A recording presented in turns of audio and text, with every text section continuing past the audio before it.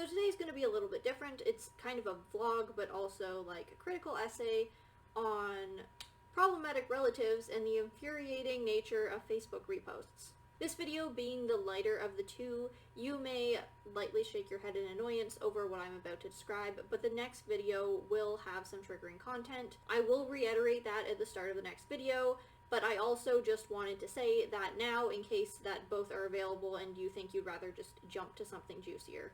They are two very different levels of discussion.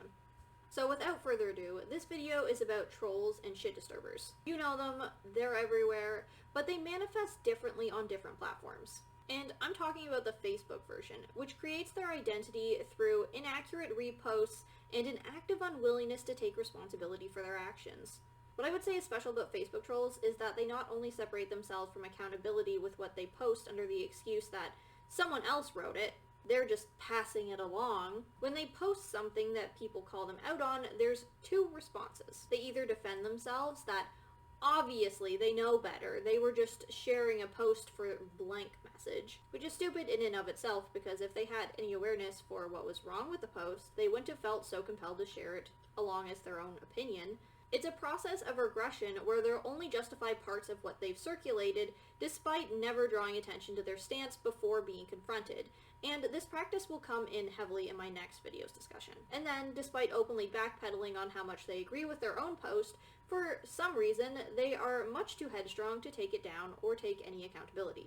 The second response is something along the lines of, and this is a defense against literally everything. Facebook trolls post variations of this sort of humor and self-justification at least once a week, because they don't care if they distribute lies or offend people. They're okay with being an asshole, so everything is magically supposed to be ignored. It's like what's come to be understood about Trump supporter mentality, where getting any rise of the negatively affected party that just wants admittance of responsibility gets immediately discredited because they're overreacting. It's always just a joke, and they're just saying. In case you're wondering why I've settled on calling accounts that behave this way trolls instead of assholes, is because Facebook is a platform of open discourse. Where some places you can make a post into oblivion that only strangers will see, Facebook trolls intentionally post things to get a rise out of their friends and family, argue with them rather than accept fault over problematic posts, then continue to shrug it off and maintain their negative behavior. You're an asshole if you're rude and don't know enough to care. You're a troll if you have brains enough to know what you're doing is wrong and do it anyway.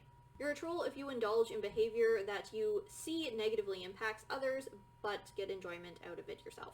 And, just as a side note, being an asshole is not a personality. Being edgy or opinionated is not the same thing as what has now become a norm on Facebook of praising intentionally bad behavior. People that make posts like the Kermit one are trying to set themselves apart from the pack by embracing what's considered a negative descriptor and saying you're okay with being an asshole, although actually being one is not the same thing.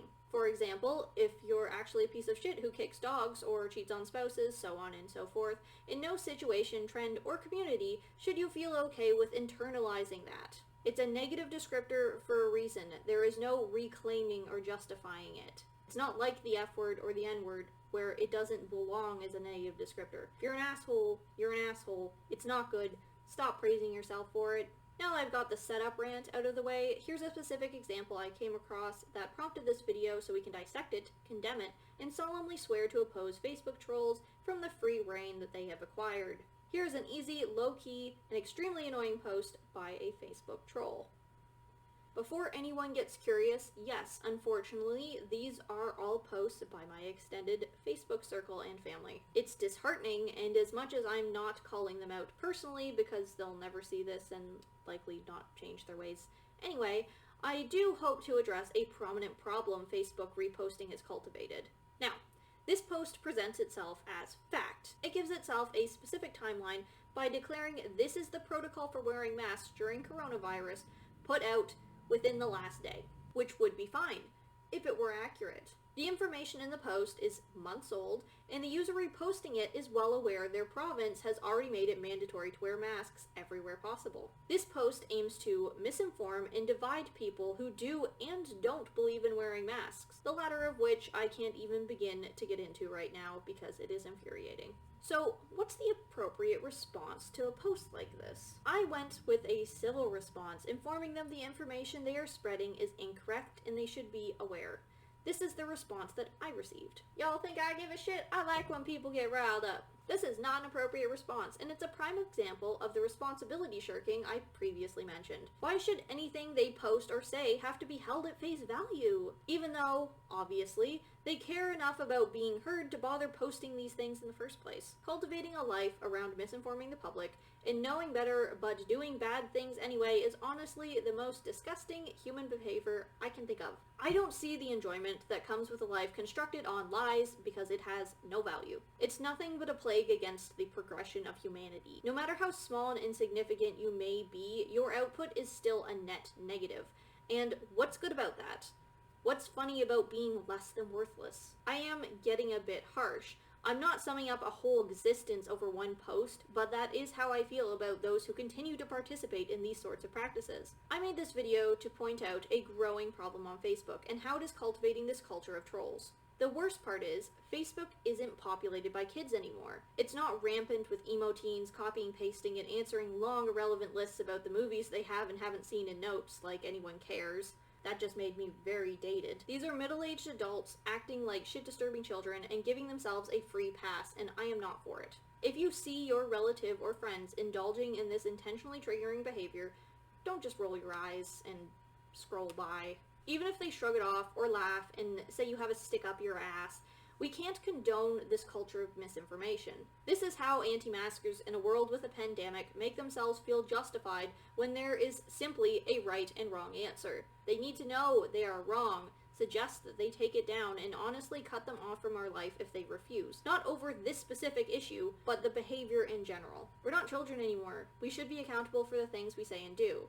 And if you act like a little shit, you should have to go sit in the timeout corner. I don't care how old you are. If you have anyone in your life who acts this way, feel free to share your own rant in the comments below. Just let it out, my friend. This was a means to contextualize how Facebook breeds misinformation in a culture of people that perpetuate it and feel justified in it. But my next video will be about how Facebook reposts create a bubble.